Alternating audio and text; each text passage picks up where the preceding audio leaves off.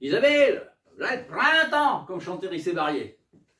Alors, il y a quelques jours, j'ai croisé un type avec un look de pauvre, qui m'a dit qu'il était surtout pas de gauche, ni de droite, ni rien, apolitique le mec. Il fait confiance à des millions d'inconnus pour choisir à sa place entre la droite et la droite. C'est une excellente attitude quand on est optimiste. Moi, Jupiter m'emmerde. Voilà, il me l'a même dit. Alors je peux pas. Ça me donne envie d'être aussi pragmatique que lui. Du coup, ce détartrant pour chiotte qui se la pète depuis 5 ans et qui nous crève les yeux, qu'on voit pas qu'il nous prend pour des machines à engraisser ses potes pétés de thunes, les Pinot, les Arnaud, les machins, je les changerais bien contre 2 barils de lessive ordinaire. Ou vous aussi? Oui, mais comment? À cette question, la réponse est toujours « soyez pragmatique, soyez pragmatique ». Bon, c'est le mot à la mode. Macron se dit pragmatique, contrairement au populo qui est con, parce qu'il a que du bon sens. Ça vient du grec pragma, l'action. Les pragmatiques veulent changer les choses sans idéologie, tout en se satisfaisant de la technostructure. Je suis allé voir ce que c'est, cette technostructure. C'est les dirigeants des grandes administrations ou des grandes firmes, c'est vrai que ça fait envie. Ouais, mais comment être pragmatique quand tu peux rien changer, vu que d'après les sondages, qui nous manipulent comme des guignols avec 2 doigts dans le fion, quoi qu'on fasse, on aura au 2e tour les 2 mêmes prédateurs qu'en 2017. Et ouais, normalement, même si les chiffres sont gonflés d'un côté et dégonflés de l'autre, c'est mort. Pas la moindre réforme sociale que l'on a vue, c'est pas la peine de rêver, c'est la fatalité. On est comme des araignées qui auraient que le choix entre 2 marques d'aspirateurs. Liberté, égalité, fraternité, mes fesses, pardon, les algorithmes. Ça va être la top pour les TPMG, comme d'habitude, et tout pour ma gueule. Il va nous rester un tas de miettes à balayer sous le paillasson de la banque. Ouais, mais et si on devient pragmatique et quand on agglomère les miettes, c'est pour les envoyer dans la gueule des sondeurs? Hein? Si au lieu de chialer devant nos verres moitié vides, on essaie les vases communicants, on va savoir. Je sais, les électeurs écolos, donc les verts, préfèrent Jadot, les cocos Roussel, les trotskistes Poutou et Artaud, les socialoïdes Hidalgo, c'est logique. Mais la personne a moins d'importance que les idées qu'elle défend, non? Moi, si un de ceux-là avait été en position de gagner, j'aurais voté pour.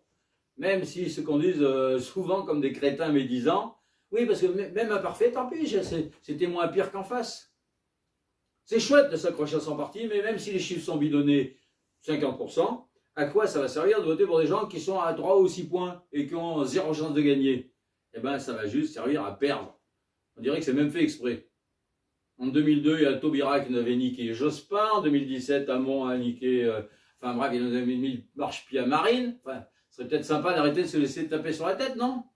Donc les verts, les rouges, les trotskos, les socialos non compatibles, dites-vous que ce sera peut-être pour une prochaine fois, mais en attendant, le seul qui peut concrétiser une partie de vos idées, c'est Larissa, c'est Mélenchon.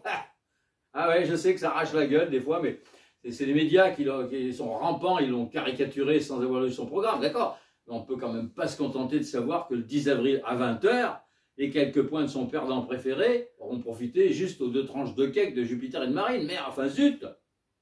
Et comme les candidats à 2 ou 6%, ils tirent sur Mélenchon plutôt que sur la droite, il n'y a plus que notre bon sens à nous, les cons de Pékin de base, pour faire barrage aux Thénardier et pour empêcher des dégâts collatéraux sur les pauvres, blancs, pas blancs, les services publics, les immigrés et sur la planète.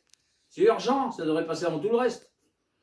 Être pragmatique, c'est filer un coup de main au seul qui peut foutre la technostructure par terre. Sinon, c'est qu'on est maso. Alors, voter efficace ou voter inutile, c'est la question. Voilà, c'était ma petite musique d'islamo-gauchiste. Bon, enfin, on peut aussi rester chez soi en répétant tous pourris, chacun sa croûte, chacun son crottin. Mes copains abstentionnistes ne vont pas être gênés pour venir cracher sur mon mur, et je les comprends.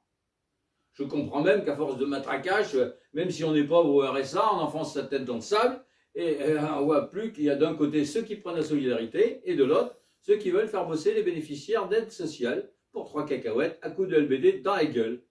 Mais désolé, je ne suis pas vendeur de canne blanche.